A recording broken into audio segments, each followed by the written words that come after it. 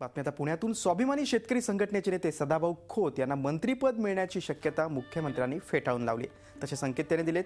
अनेक लोक 15-15 वर्ष लाल दिवा लावून फिरले पण ते काही करू शकले नाही, त्यामुळे मनातला दिवा पेटलेला हवा, गाडीवरील दिवा पेटून उपयोग नाही अशा शब्दात मुख्यमंत्र्यांनी स्वाभिमानी शेतकरी संघटनेचे नेते सदाभाऊ खोत यांना लाल दिवा कधी मिळणार या प्रश्नावर उत्तर दिलं।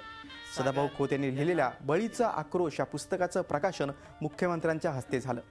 यावेळी ते बोलत होते। सदाभाऊ खोत यांनी केलेल्या दुष्काळ दौऱ्याचे अनुभव या पुस्तकातून मांडण्यात आले।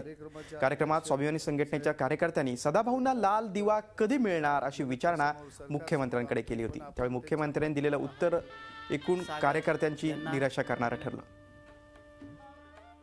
लाल दिवा लावून फिरणारे जे असतात त्यांच्या लाल दिव्याकडे पाहू नका।